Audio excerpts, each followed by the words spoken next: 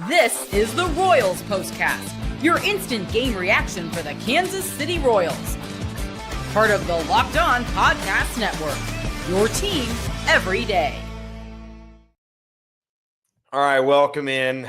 Not as exciting of an edition of this Royals POSTCAST here on the Locked On Podcast Network, your teams every day. I am your host, Chance Liebau, coming to you here on a dampened evening here on June 6th as the Royals fall 7-2 against the Chicago White Sox. About 10 minutes ago, I believe it went final. Not a great game, and we will be breaking down. Yesterday we came to you after a series split or a doubleheader split after the Royals and the Cardinals game 2 yesterday.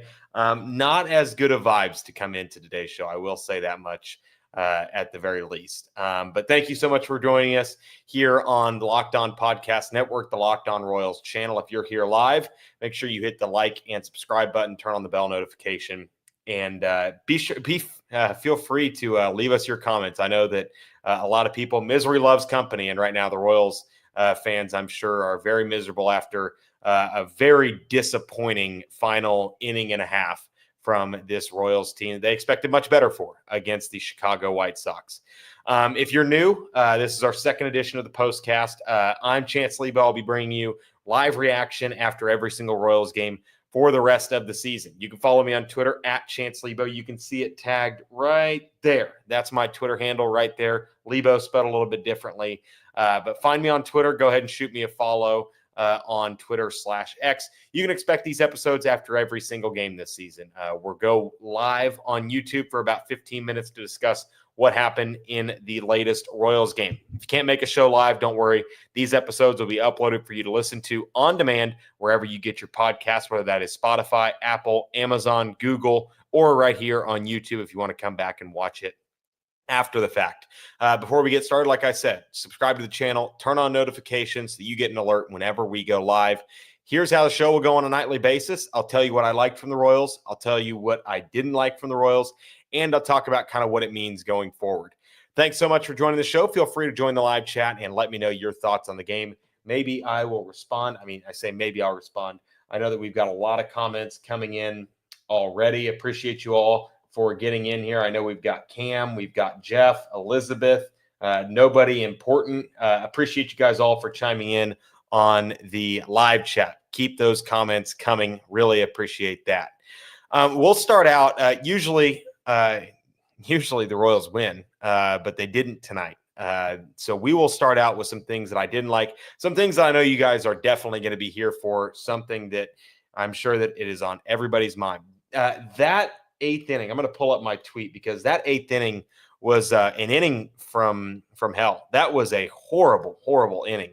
I said my dad is a high school baseball coach. I said there are some high school JV baseball coaches that got PTSD from that eighth inning because that's what it looked like. It looked like a JV high school game. That was a horrible, horrible, it was a horrible display of the game of baseball. There were so many things that went wrong in that inning. An inning that started out with so much promise. You get Jonathan India reaching on a walk, a great at-bat from Jonathan India. Something we've seen from him time and time again this season is quality at-bats from the leadoff spot from Jonathan India. Then Bobby Witt Jr. shoots something into the gap, shoots a ball into the gap, puts runners on first and second, nobody out. And I'm not sure there's anybody in the Royals lineup, save maybe Bobby Witt Jr., the Royals fans would rather have up than Maikel Garcia, especially when you consider the swings that he was putting on the ball. That I almost said last night because I'm used to doing sports radio where we talk about it the next day. Tonight, I'm shocked, just appalled in the fact that Matt Quatraro, maybe it was Quatraro, maybe it was third base coach Paul Hoover, maybe it was Maikel Garcia himself. The decision to bunt was a bad one. I'm someone who I can excuse bad results if the process is good. I will not excuse good results because of a bad process. That's who I am. That's how I've been raised. I'm process driven. The process and the results from that Maikel Garcia at bat could not have been any worse. First of all, you get a 2-0 count with your best hitter at the plate, your most consistent hitter at the plate in Maikel Garcia, 2 runners on, and he's sitting dead red fastball, which Maikel Garcia is one of the best fastball hitters in this lineup. And he still bunts it. And not only does he bunt it, I'm not going to say whether Maikel Garcia is a good bunter or a bad bunter because he really hasn't done it enough in the past to earn that label. But he bunts it right back to the pitcher. Jonathan India gets a horrible jump at second base and then slides over the third base bag. Just stupidity from the Royals decision makers on having Maikel Garcia bunt, Garcia bunting it right back to the pitcher, and then Jonathan India sliding over third base, not getting a foot down early and getting in safely. I mean, it was just terrible from the get-go. Then you get Vinny. I mean, I honestly tweeted out that it was going to be a Vinny Pasquantino double play right after the fact because that would have been baseball karma. It would have been the Royals deserved in that instance, that scenario right there. Baseball gods should have rained down upon them and sent them a double play and sent them one of the worst bottom of the eighth innings, one of the worst pitching defensive innings I think we've seen from the Royals since they've tried to be competitive. You get a terrible Salvi at-bat after Vinny legs out a fielder's choice. And Salvi's at-bats tonight, it wasn't just the eighth inning that was a terrible at-bat where he takes a slider in that Salvi in his prime, in the glory days of Salvador Perez, those days he drives that down the left field line or shoots it into the gap. He takes it, a rare Salvador Perez take, and then pops up a ball into foul territory. And from that moment, the Royals lost the game because they didn't have enough legs in the bullpen. And to be quite honest with you, the momentum was shifted in the White Sox direction from that point on. Then you get the bottom of the inning. Jonathan Bolin was solid in the seventh. He couldn't throw a strike in the eighth inning. And I tweeted out, I was confused. I thought Quatraro was going to let him out there to die. Sometimes you do that. I thought that maybe we see Jack Caglione come in to pitch. But, man, it was just a terrible inning for Jonathan Bolin. You could tell he didn't have good stuff. You could tell he didn't trust it, and his command was way off. And everything went wrong. Walks the bases loaded, and you get Taylor Clark coming in, which Taylor Clark is not used to coming into high-leverage situations at the major league level. He comes in, India, terrible play at second base. He boots a ball. Then you get I believe the ground ball to Garcia was after Salvi kicks a ball behind the plate. The second one of the past week for Salvi. I'm of the belief Salvador Perez needs to be a full-time DH from here on out. Full-time DH, full-time first baseman. Freddie Fermin's the best defensive catcher on this team, one of the best in the American League. You're losing games with Salvador Perez behind the plate. That's just my 2 cents. And then Garcia kicks the ball at third. Ryan Lefebvre tried to give him, the benefit of the doubt, but that was and Maikel Garcia is a Gold Glove caliber third baseman. You can't kick a ball like that when you need an out. And then the Garcia decision to Garcia decision to bunt was far and away the worst decision of the inning. The second worst decision of the inning was Taylor Clark trying to pick off a runner at first base down 4 when you have a runner at third. What are you doing? Why are you picking off the first base? As my high school baseball coach would tell me, and I'm sure a lot of coaches will tell their kids, that run does not matter. That run never matters. The Royals aren't going to plate 5 in the top of the ninth regardless. They could throw Joe Schmo in the top of the ninth. Royals aren't plating 5 in the top of the ninth. So you try to pick off the 5th run of the inning at first. When you've got a runner on third, you throw it away. Runner gets all the way to third base runner scores. That was the cherry on top of just a horrible, horrible 8th inning that I'm sure all Royals fans and Royals players, and Matt Quatraro is going to want to forget that for a long time. That was one of the worst innings of baseball I've seen from a professional baseball team since I've started watching baseball back, 10, 15 years ago. One of the worst innings I've seen from a professional baseball team that's trying to win. That was a embarrassing display of baseball from the Royals in that 8th inning. Top of the inning, bottom of the inning. Say what you want. Oh, well, Maikel Garcia, if he gets the bunt down and, maybe, the Royals still would have lost because Bolin wouldn't have. I will see.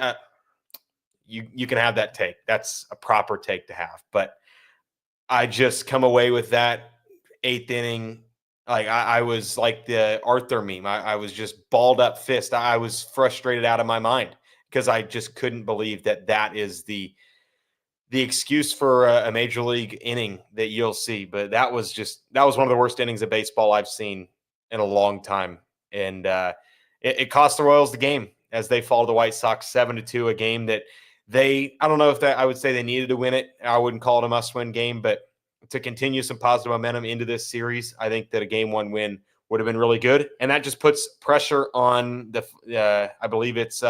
You get Lorenzen going in the finale, and I believe it is Michael Wacha tomorrow. So you get, I don't know. I'm at a loss for words really with what the Royals put on display. But I said the Royals. I didn't say they needed to win it. I didn't say it was a must win. But that was as close to a win there would have done a lot of benefits, and the Royals cough it away. When we come back from the break, I'll tell you how realistic it was for the Royals to be able to win that game. How much of a hole did they put themselves in with the management of the bullpen yesterday in the doubleheader? We'll talk about that next when we come back here on the Royals Postcast on the Locked On Podcast Network.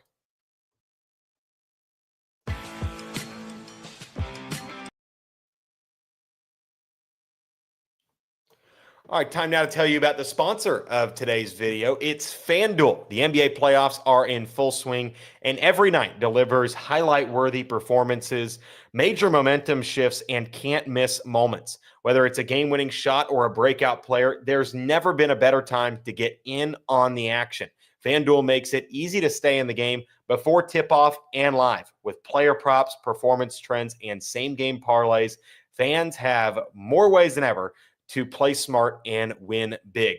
The smartest play of the entire NBA playoffs has to be taking Tyrese Halliburton and the Indiana Pacers in the fourth quarter. They have been one of the most fun teams to watch in the NBA playoffs in the last 10 years or so.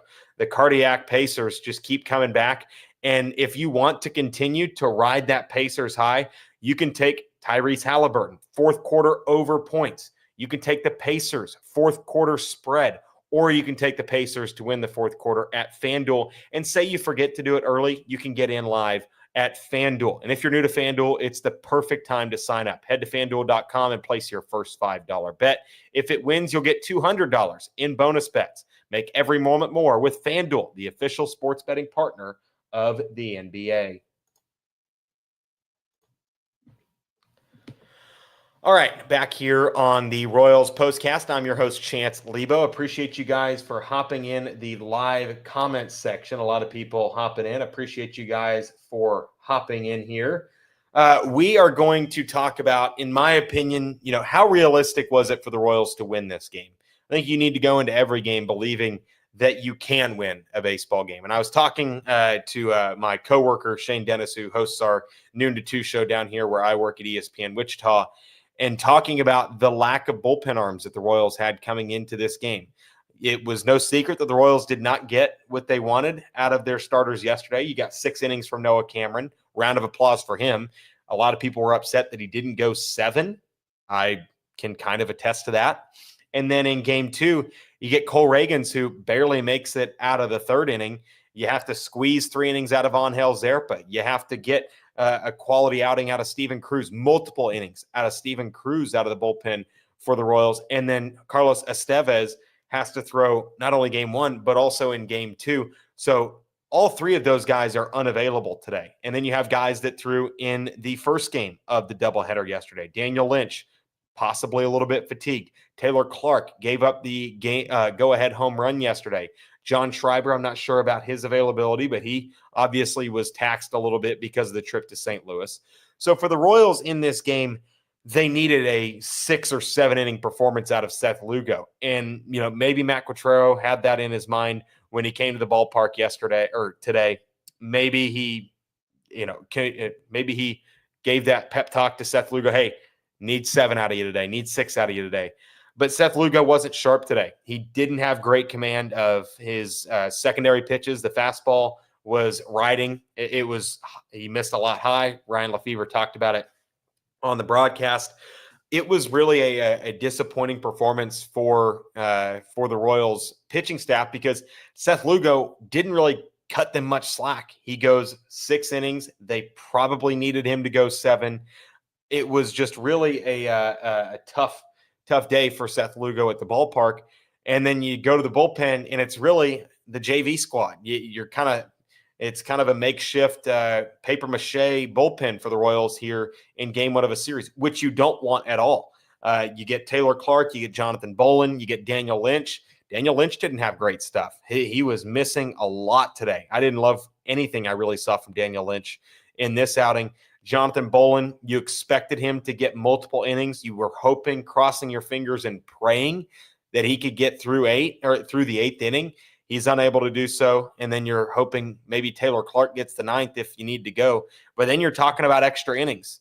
And I don't think that the Royals win this game in extra innings. So when Seth Lugo gets yanked in the 6th and it's a 2-2 ball game, I mean, say what you want.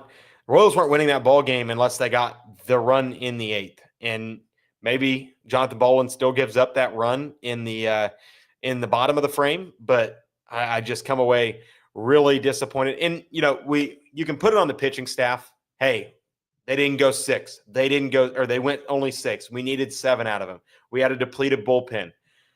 The offense getting 2 runs off Davis Martin and a pretty mediocre Chicago White Sox bullpen. I mean, you can point fingers at any of the players on the field today for the Royals, but I mean, the offense struggled just as much as the pitching staff did. A lot of runners left on pace. Another putrid performance with runners in scoring position for the Royals offense.